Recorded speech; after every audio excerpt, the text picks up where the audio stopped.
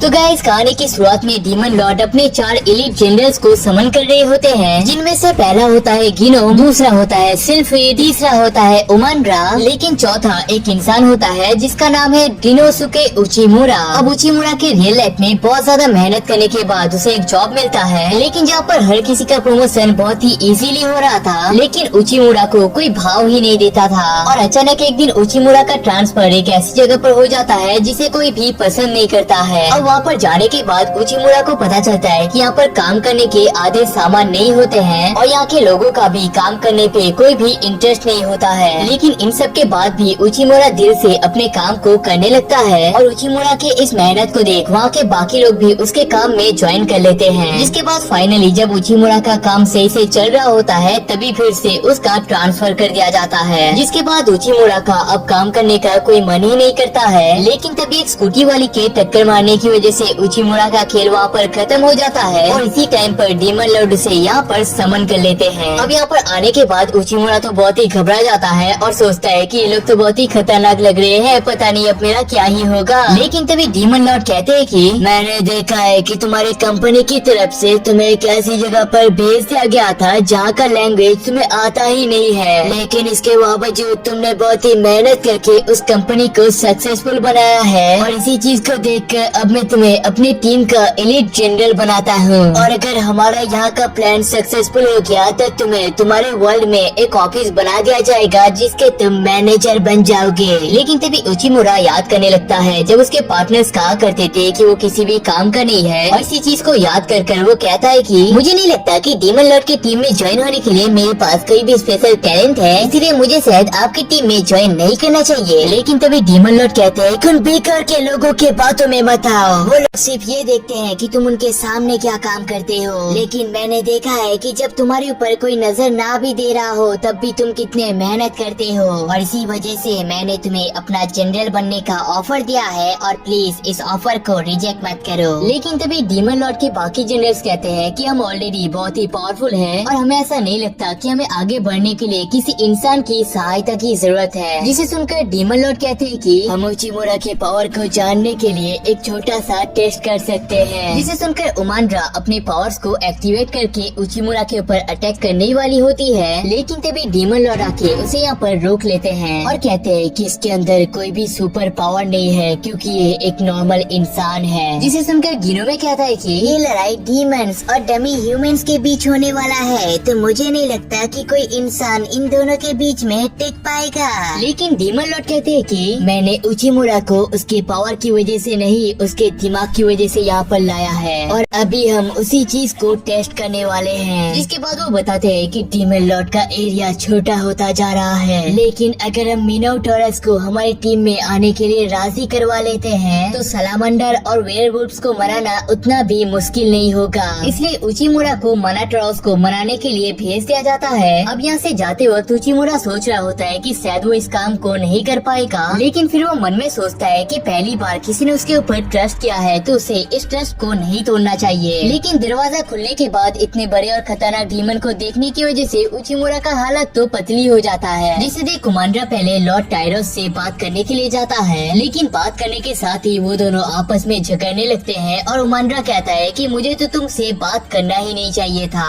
अब इसके बाद उमांडरा और उचिमुरा वहाँ से बाहर आ जाते हैं और उमांडरा बताती है कि पहले ये मोनोटॉरस भी हमारे साथ मर्ज होना चाहती थी, लेकिन टेरियस के यहाँ पर आने के बाद से ही वो इस ऑफर को रिजेक्ट कर रहा है। और ये भी बता देती है कि टायरोस ने ही इस भूसे के ढेर को यहाँ पर लाया है, लेकिन इस चीज का उन्हें कोई रीजन नहीं पता है। इतना कह के यहाँ से चली जाती है। अब उमांडरा के जाने के बाद तो उचिमुरा और भी ज्यादा घबरा जाता है और सोचता है कि मैं टायरोस के सामने जाके बात भी कर पाऊंगा। लेकिन तेओ मन में एक रेस्टोरेंट के अंदर खाना खाने का फील ले रहा होता है और तभी उसे याद आता है कि पहले उसके पास भी कुछ ऐसे कस्टमर आए थे जो बार बार उसके ऑफर को रिजेक्ट कर रहे थे, लेकिन एक स्ट्रेटेजी का यूज करके उसने इस ऑफर को एक्सेप्ट करवा लिया था। दूसरी तरफ उमांडरा डीमन लॉर्ड को बता रहे होते हैं कि शायद उचिमुरा भी इस काम को नहीं कर सकता है। लेकिन जब वो उचिमुरा के पास जाती है तो वो देखते है कि उचिमुरा यहाँ पर हेबेल्स को कलेक्ट कर रहा होता है। अब उमांडरा जब इस चीज का रीजन पूछती है तब उचिमुरा बताता है कि अगर तुम नेगोशिएशन करने जाते हो तो तुम्हें पता होना चाहिए कि तुम 100 बार इस चीज में फेल हो सकते हो, और दूसरा इम्पोर्टेंट पॉइंट ये है कि तुम्हें अपने ओपोनेंट को समझना आना चाहिए। जिसके बाद उचिमुरा उस रूम के अंदर चला जाता है, लेकिन जब अगले दिन उमानरा यहाँ पर आती है वो देखती है कि टाइरोस यहाँ पर नहीं होता है। इस वजह से वो कहती है कि क्या टाइरोस अपने गांव में वापस जा चुका है, लेकिन उचिमुरा कहता है कि नहीं, हमारे साथ तो उसका डील कंफर्म हो चुका है, इसलिए टाइरोस डीमन लॉर्ड के साथ इसके बारे में और भी डिटेल में बात करने के लिए गए हैं। अब उमानरा तो इस चीज को सुनकर शॉक हो जाते हैं और उसने कैसे ये किया इसके बारे में पूछने लगता है। जिसके बाद उचिमुरा बताता है कि देखो, मिनोटॉरस बहुत ही बड़े और पावरफुल होते हैं, इसलिए वो दूसरों के बेड पर नहीं सोते हैं, वरना वो टूट जाएगा। अब इस चीज की वजह से वो लोग हमेशा एक भूसे के ढेर को लेकर जाते हैं, जिसे तुम्हारे कर्मचारियों ने कचरा समझकर बाहर निकाल दिया था। अब इसकी वजह से टाइरोस को जमीन पर सोना पड़ रहा था और इसी वजह से उसका मूड इतना चिड़चिड़ा हो रहा था। और दूसरा पॉइंट तो ये है, कभी कभार ये लोग आपके ऑफर को एक्सेप्ट करना चाहते हैं, लेकिन वो बस देखना चाहते हैं कि ऑफर आपके लिए कितना इम्पोर्टेंट है, और इसीलिए वो लगातार ना बोलते रहते हैं। लेकिन लगातार कोशिश करने की वजह से उचिमुरा ने इस ऑफर को फाइनली क्रैक कर ही लिया है। जिसके बाद टाइरोस उचिमुरा को इस डील के लिए शुक्रिया अदा कर लेता है और उमानरा के साथ उस टाइम पर बुरी तरीके से बात करने के लिए माफी भी मांग लेता है। अब इसके बाद डीमन लॉर्ड उचिमुरा के हाथ में एक अजीब तरीके के कवच को पहना देता है, जो कि असल में प्रूफ है कि वो डीमन लॉर्ड के 4 सबसे बड़े मेंबर्स में से एक है। जिसके बाद उमानरा उचिमुरा के साथ एक अजीब तरीके का साइन करती है, और असल में इस साइन का मतलब होता है कि वो दोनों अब से दोस्त बन चुके हैं। अब डीमन लॉर्ड भी इस चीज को देखकर बहुत ही खुश होते हैं और सोचते हैं कि इसी तरीके से उचिमुरा उनके पूरे टीम को एकजुट करने वाला है।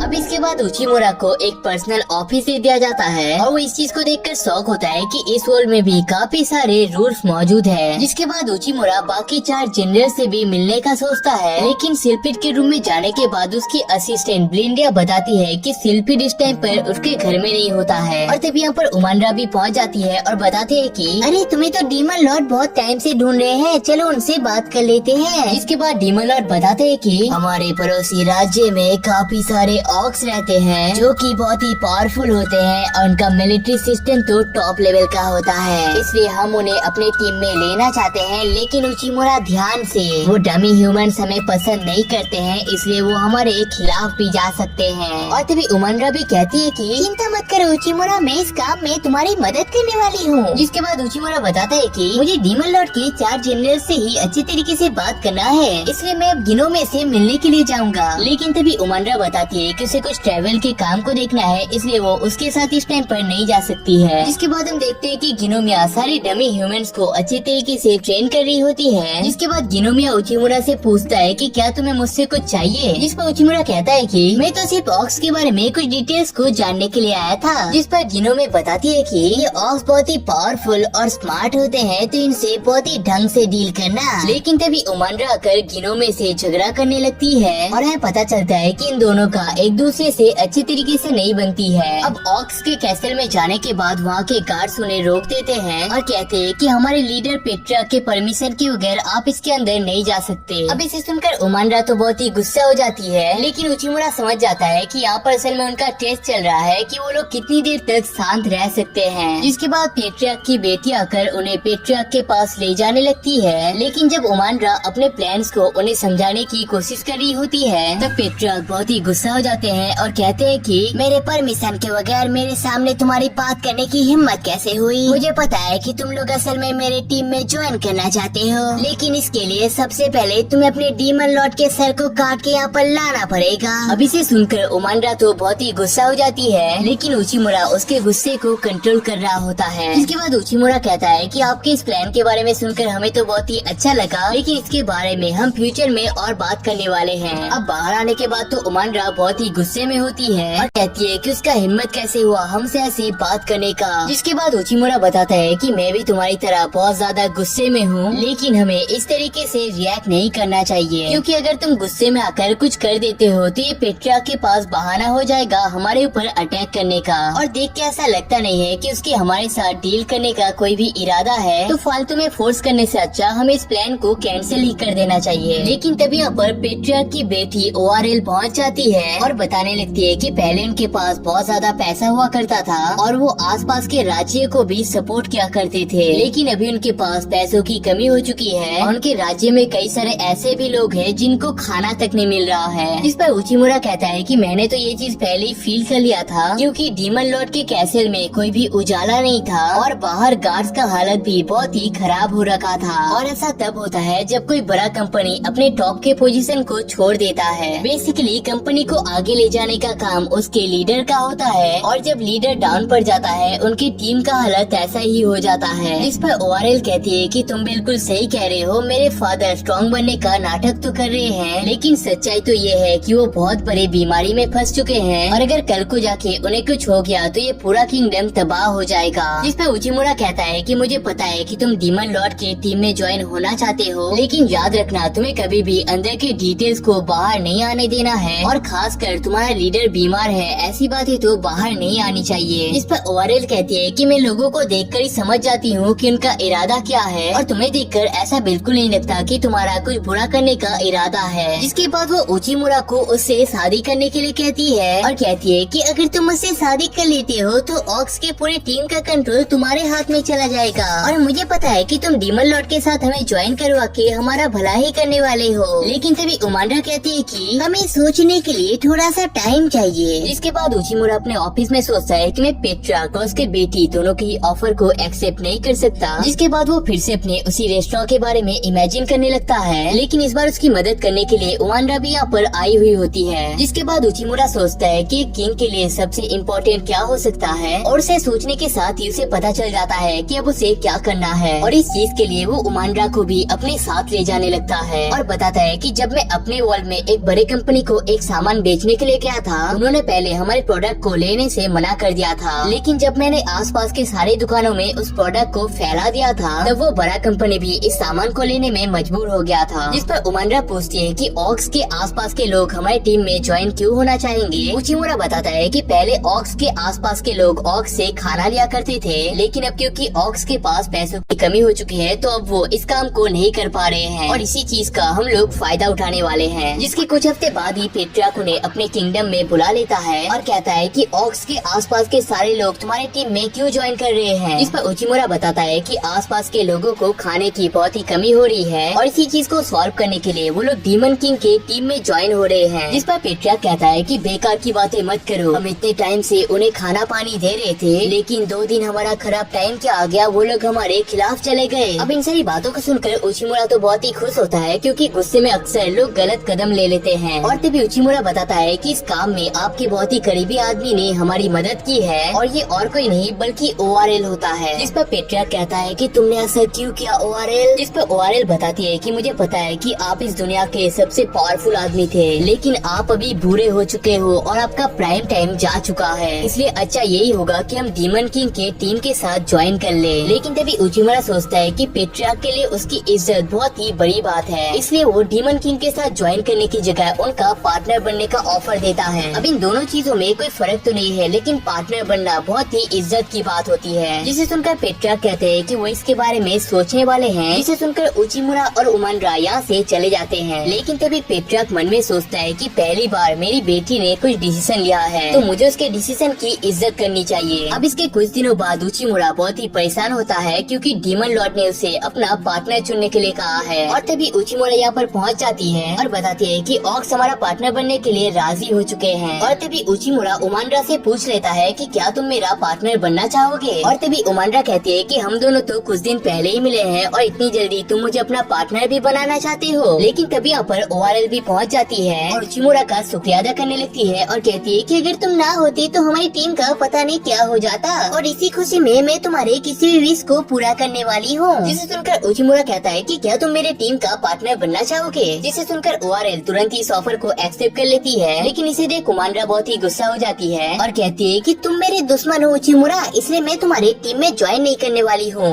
इसके अगले दिन ओआरएल उचिमुरा के पास आकर बताती है कि तुम्हारी वजह से डीमन किंग के आर्मी को बहुत ज्यादा फायदा हुआ है, इसी वजह से कल तुम्हें एक अवार्ड मिलने वाला है। अब इसे सुनकर उचिमुरा बहुत ही खुश होता है और तभी उमांडा उसके लिए खाना लेकर भी पहुंच जाती है। अब ये खाना डीमन किंग के यहाँ पर सबसे स्पेशल होता है और हर एक डीमन किंग के मेंबर को यही खाना दिया जाता है। लेकिन ये खाना उचिमुरा को बहुत ही फीका लगता है और कहता है कि कभी कभार तो मुझे मीट भी खा लेना चाहिए। जिसे सुनकर उमांडा कहती है कि ठीक है, चलो आज हम लोग शिकार के लिए जाएंगे। अब इसके बाद वो दोनों ऑक्स के एक इलाके में पहुंच जाते हैं और तभी उमांडा कहती है कि कुछ टाइम से यहाँ पर एक मैजिकल बीस्ट को देखा गया है और उसने यहाँ के 5 ऑक्स के बच्चों को भी खा लिया है, इसलिए हमें उसे पकड़ना चाहिए। लेकिन इन सारी बातों बातों को सुनकर उचिमुरा तो बहुत ही घबरा जाता है, लेकिन तेओ यहाँ पर काफी सारे मशरूम्स को नोटिस कर लेते हैं और इन्हें इस वर्ल्ड का बहुत ही रेयर और अच्छा खाना माना जाता है। लेकिन तेओ नोटिस करते हैं कि उनके पीछे एक बहुत ही बड़ा मैजिकल बोर पहुँच चुका है, जिसे देखने के साथ ही उचिमुरा एक पेड़ के पीछे छुप जाता है। इसके बाद उमानरा और उस बोर के बीच में फाइट होने लगता है और तेओ बोर कुछ पत्थरों से हमला करता है, लेकिन उमानरा उन्हें डॉज करके उस बोर के ऊपर ही अटैक कर देती है। अब इसे देखकर उचिमुरा सोचता है कि हमारे वर्ल्ड में तो तलवार, तीर धनुष, गन, यहाँ तक कि बॉम्ब भी पाया जाता है, लेकिन इनके वर्ल्ड में ये चीज एग्जिस्ट नहीं करती है, इसलिए इनका फाइट इतना मुश्किल चल रहा है। लेकिन तभी उमानरा कहती है कि मैं इस अटैक को यूज तो नहीं करना चाहती थी, क्योंकि इसे रिकवर करने में मुझे बहुत टाइम लगता है। जिसके बाद उमानरा अपने हाथ को ट्रांसफॉर्म कर लेती है और उसकी मदद से उस बोर को उठाकर उसके दांतों को तोड़ देती है। अब इसके बाद वो उस बोर को पास ही के गाँव में ले जाते हैं और इसे पूरे गाँव के साथ शेयर करने का सोचते हैं। जिसके बाद उमानरा को इसका लेग पीस दे दिया जाता है, जिसे देख उमानरा कहती है कि आज तो मैं इसे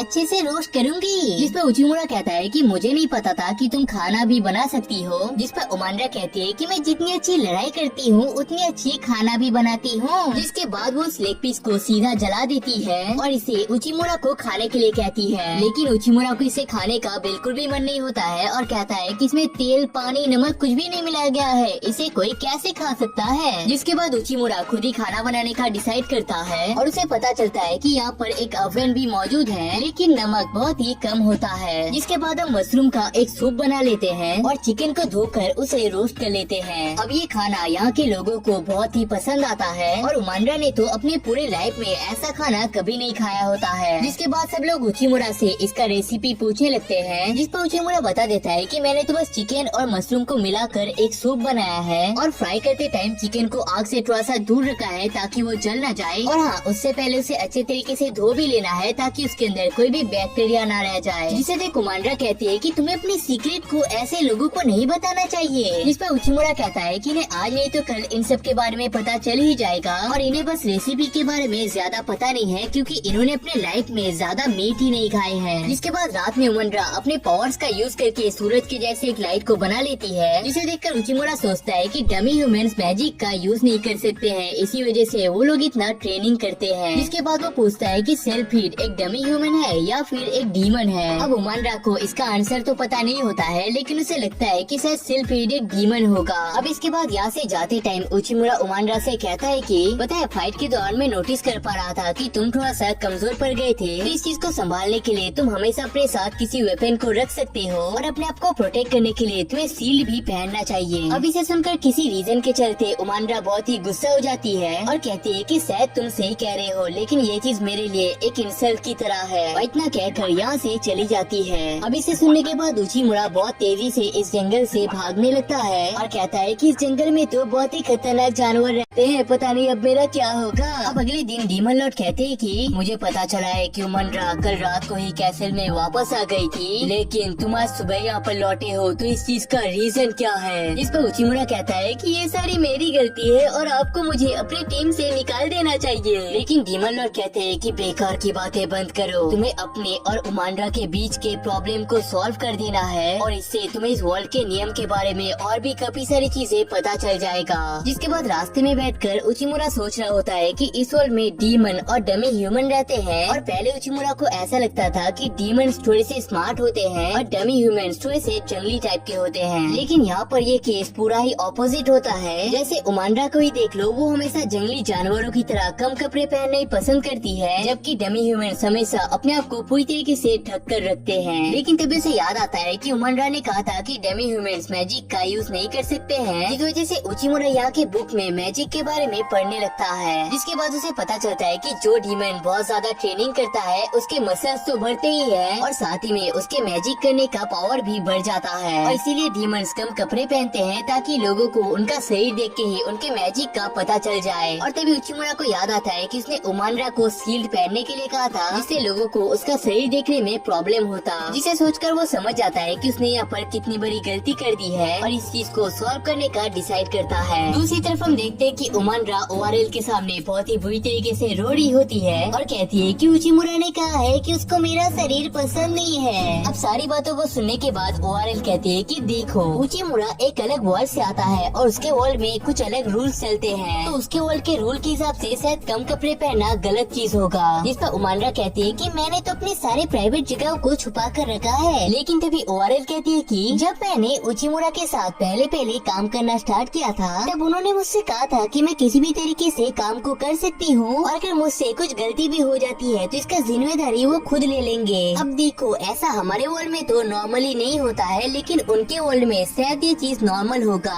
अब इसे सुनकर उमांडा को अपनी गलती समझ में आती है और सोचती है कि मैंने तो बहुत ही बड़ी गलती कर दी है, अब मैं इसको ठीक कैसे करूँगी। उचिमुरा बहुत ही अच्छा आदमी है और मुझे पूरा यकीन है कि वो तुम्हें माफ कर ही देंगे। दूसरी तरफ हम देखते हैं कि उचिमुरा फिर से उसी रेस्टोरेंट में होता है और उस रेस्टोरेंट का मालिक उसे कुछ एक्स्ट्रा खाने के लिए भी देता है जो कि उचिमुरा को बहुत ही पसंद आता है। अब इस चीज को जानने के बाद वो दुकानदार भी बहुत खुश होता है। लेकिन तभी उचिमुरा सोचता है कि ये पहली बार है जब ये दुकानदार मुस्कुरा रहा है, जिसे देखने के साथ ही वो समझ जाता है कि अब उसे क्या करना चाहिए। जिसके बाद हम देखते हैं कि उमांडा उचिमुरा को ढूंढ रहा होता है और उचिमुरा भी उमांडा को ढूंढ रहा होता है और मन में सोचता है कि मुझे पता है कि दूसरे लोगों के कल्चर के बारे में जानना बहुत ही इम्पोर्टेंट होता है, लेकिन उससे भी इम्पोर्टेंट ये होता है कि हमें अपने मन के फीलिंग को बताना होता है। इसके बाद उचिमुरा और उमांडा एक दूसरे के सामने आ जाते हैं। जिसके बाद उमांडा कहती है कि मैं बस ये चाहती हूँ कि तुम मेरे शरीर का तारीफ करो और उचिमुरा भी कहता है कि मुझे तुम्हारा शरीर बहुत ही अच्छा लगता है। अब इसे सुनकर उमांडा थोड़ी सी शर्माने लगती है, लेकिन तभी वो पिछले दिन रात को उचिमुरा को जंगल में छोड़ कर आने के लिए माफी मांग लेती है और तभी उचिमुरा भी यहाँ पर माफी मांग लेता है और कहता है कि तुम्हारे कल्चर के बारे में ज्यादा ना जाने, मुझे उस टाइम पर ऐसा सजेशन नहीं देना चाहिए था। अब इसके बाद ऑक्स को डीमन लॉर्ड के टीम में ज्वाइन करवाने की खुशी में डीमन लॉर्ड उचिमुरा को एक मैजिक स्टोन दे देते हैं, लेकिन उचिमुरा इस मैजिक स्टोन को उमांडा को देने के लिए जाता है और कहता है कि तुम्हारे मदद के बगैर मैं इस काम को कभी कर ही नहीं पाता। लेकिन इस चीज से उमांडा बहुत ही शर्मा रही होती है क्योंकि इस वर्ल्ड में अगर आप अपने ऑपोजिट जेंडर को कोई मैजिक स्टोन देते हो इसका मतलब ये है कि आप उसको शादी के लिए प्रपोज कर रहे हो। लेकिन तभी हम देखते हैं कि इन सारी चीजों को एक लड़की अपने मैजिक क्रिस्टल की मदद से देख रही होती है। अब इसके कुछ दिनों बाद उचिमुरा को डीमन लॉर्ड की तरफ से बुलाया जाता है, लेकिन वहाँ पर जाने के साथ ही उचिमुरा यहाँ पर माफी मांगने लगता है और कहता है कि मुझे पता नहीं है कि मैंने क्या गलती कर दी है, लेकिन प्लीज मुझे माफ कर देना। लेकिन डीमन लॉर्ड कहते हैं कि तुमने कोई भी गलती नहीं की है, बल्कि मैंने तो तुम्हें ये पूछने के लिए बुलाया है कि डीमन और डमी ह्यूमन में क्या फर्क होता है। जिस पर उचिमुरा को ऐसा लगता है कि डमी ह्यूमंस मैजिक का यूज नहीं कर पाते हैं और डीमंस मैजिक का यूज कर पाते हैं, ये उन दोनों के बीच में सबसे बड़ा डिफरेंस है। तुमने बिल्कुल सही कहा, लेकिन मैं ये चाहता हूँ कि तुम एक ऐसे रास्ते को निकालो जिसकी मदद से डमी ह्यूमंस भी मैजिक का यूज कर सके और इस काम में एक बहुत बड़ा मैजिक एक्सपर्ट तुम्हारी मदद करने वाला है और ये और कोई नहीं बल्कि सिल्फीड है। लेकिन संभाल कर, क्योंकि सिल्फीड किसी को भी कभी भी धोखा दे देता है। और वो उचिमुरा को एक मैजिक स्टोन भी दे देते हैं ताकि वो ज्यादा से ज्यादा एक्सपेरिमेंट कर सके। अब इन सारी चीजों को बाहर से उमांडा भी देख रही होती है और सोचती है कि शायद उचिमुरा हमेशा ही यहाँ पर रहने का डिसाइड कर रहा है और शायद इसीलिए ही उसने कल मुझे ये स्टोन दिया था।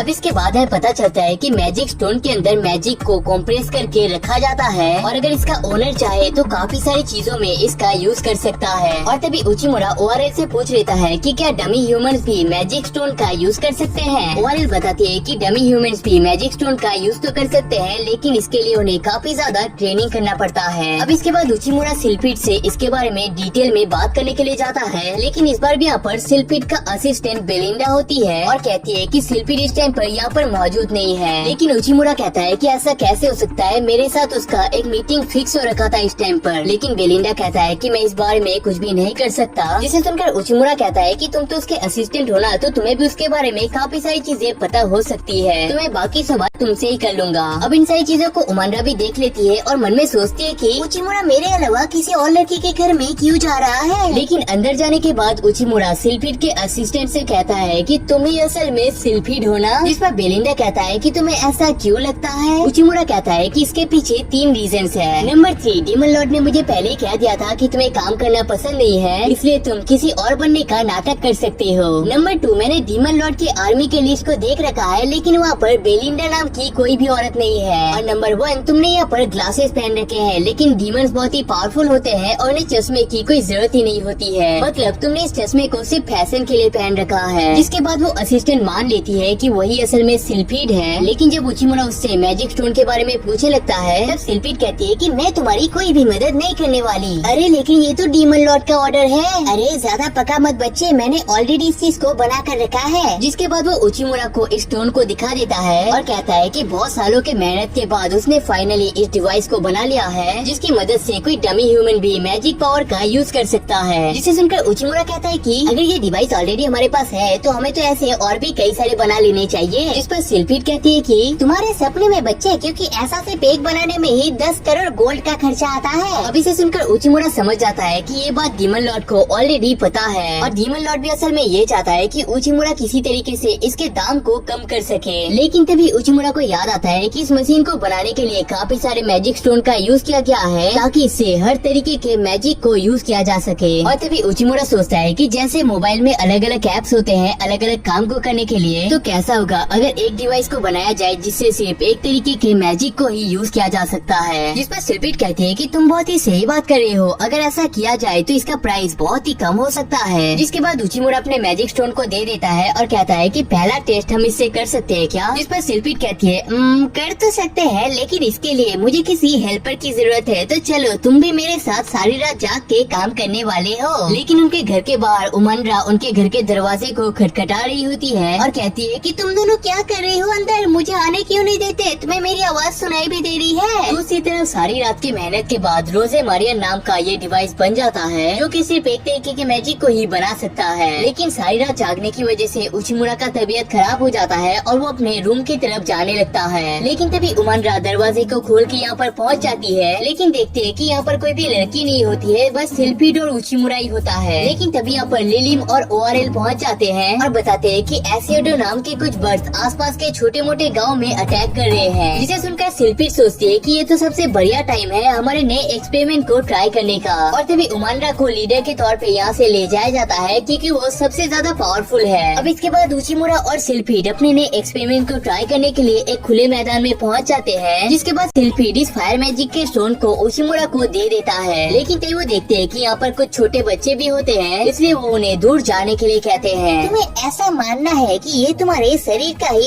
एक हिस्सा है और इसके अंदर भी तुम्हारे शरीर की तरह खून बह रहा है। और इतना सोचने से ही उचिमुरा अपने हाथ में आग को जला लेता है और तभी वो देखते हैं कि उनके सामने से कई सारे एसियाडो बर्ड्स आ रहे होते हैं, जिस वजह से उचिमुरा उस स्टोन का यूज करके उनके ऊपर फायरबॉल से अटैक कर रहा होता है और सोचता है कि स्टोन के साथ तो शायद मैं भी कोई फाइटर बन जाऊंगा। लेकिन तभी किसी रीजन के चलते वो मैजिक स्टोन काम करना बंद कर देता है, जिस वजह से सिल्फीड बाकी एसियाडो बर्ड्स को भगा देता है। जिसके बाद हमें पता चलता है कि उनका एक्सपेरिमेंट यहाँ पर काम तो किया है, लेकिन सस्ते स्टोन को यूज करने की वजह से ये स्टोन यहाँ पर टूट चुका है। अब इसके बाद रात में पास ही के विलेज में उन बर्ड्स का यूज करके एक सूप को तैयार किया जाता है और सारे लोग इसी सूप को खा रहे होते हैं। लेकिन जब उचिमुरा सिल्फीड के पास जाती है, वो बताती है कि पता है उचिमुरा, पहले मैं एक एल्फ के घर में पैदा हुई थी, लेकिन किसी रीजन के चलते मुझे इस घर को छोड़ना पड़ा था। अब उस टाइम पर कुछ डमी ह्यूमंस ने मेरा मदद किया था और तभी मुझे पता चला था कि ये लोग मैजिक का यूज नहीं कर सकते हैं, इसीलिए ये लोग इतना गरीब है और सिर्फ इसी वजह से मैंने उस डिवाइस को बनाने का डिसाइड किया था। लेकिन माफ करना, क्योंकि मैं काम करते करते भूल गया था कि क्यों मैंने इस काम को स्टार्ट किया था। अब इसके बाद उचिमुरा फिर से उस मन के रेस्टोरेंट में पहुंच जाता है और आज उसे ओफल नाम का एक डिश दिया जाता है जो कि उमनरा को भी बहुत ही पसंद आता है। लेकिन तभी उचिमुरा सोचता है कि ओफल्स पहले बहुत ही जल्दी खराब हो जाया करते थे, लेकिन बाद में उनमें कोलाजन को मिलाया जाने लगा, जिसकी मदद से ये बहुत देर तक टिक पाते हैं। जिससे हमें ये पता चलता है कि चीजों को अलग तरीके से यूज करके हम उसके लाइफ को बढ़ा सकते हैं। जिसके बाद उचिमुरा प्रेजेंट टाइम में सिल्फीड से कहता है कि क्या तुम ऐसे ही और 10 स्टोन्स को बना सकते हो? जिसमें सिल्फीड कहती है कि उचिमुरा ने जिस स्टोन को दिया था उसकी मदद से और 10 स्टोन को बनाया जा सकता है। अब अगले दिन फिर से एसिडो बर्ड्स का अटैक तो होता है, लेकिन सिल्फीड और उचिमुरा दोनों यहाँ पर पूरी तरीके से तैयार होते हैं। जिसके बाद हम देखते हैं कि उचिमुरा ने सारे स्टोन को जमीन में गाड़ दिया है और इन्हें देखने के साथ ही वो बर्ड्स उल्टी दिशा में भागने लगते हैं। जिसके बाद हमें पता चलता है कि मैजिक स्टोन को थोड़ा सा यूज करने से भी इनसे बहुत ज्यादा आवाज आती है और असल में इन एसियाडो बर्ड्स को आवाज से बहुत ज्यादा नफरत होती है, जिस वजह से वो सारे बर्ड्स यहाँ से भाग रहे हैं। और इस चीज में ज्यादा मैजिक पावर भी यूज नहीं हुआ है, इसलिए स्टोन बहुत देर तक चल सकते हैं। जिसके बाद उचिमुरा इस चीज को डीमन लॉर्ड को दिखा देता है और बताता है कि इस डिवाइस से वो बर्ड्स ही नहीं बहुत सारे जानवर भाग जाते हैं, जिससे काफी सारे हादसे कम हो चुके हैं और खेती बाड़ी बहुत ज्यादा बढ़ गई है। जिसे सुनकर डीमन लॉर्ड तो बहुत ही खुश होते हैं और कहते हैं कि तुम लोगों ने बहुत ही बढ़िया काम किया है और अब मैं चाहता हूँ कि ऐसे ही कई सारे इन स्टोन को बनाया जाए और इन स्टोन्स को छोटे मोटे जितने भी गांव हैं वहाँ पर फैला दिया जाए। जिसके बाद शिल्पी उचिमुरा से कहता है कि तुम्हारा बहुत बहुत शुक्रिया उचिमुरा, तुम्हारी वजह से मुझे याद आ गया कि मैंने इस काम को क्यों स्टार्ट किया था, और मेरी इतनी मदद करने की वजह से कभी तुम्हें किसी मदद की जरूरत हो तो एक बार मुझे बुला लेना। तो उचिमुरा को एक और मैजिक स्टोन को दे देता है। अब देखो, पिछले वाले स्टोन से उचिमुरा ने सिर्फ 10 ही फायरबॉल को थ्रो किया था, लेकिन इसकी मदद से वो 30 फायरबॉल को थ्रो कर सकता है। जिसके बाद उचिमुरा के ऑफिस जाते ही उमांडा भी वहाँ पर पहुँच जाती है और कहते हैं कि माफ करना, मुझे लगा कल रात तुम किसी लड़की के साथ थे, लेकिन तुमने मुझे बताया क्यों नहीं कि तुम सिल्फीड के साथ रिसर्च कर रहे हो। पता है मुझे कितना बुरा लगा है।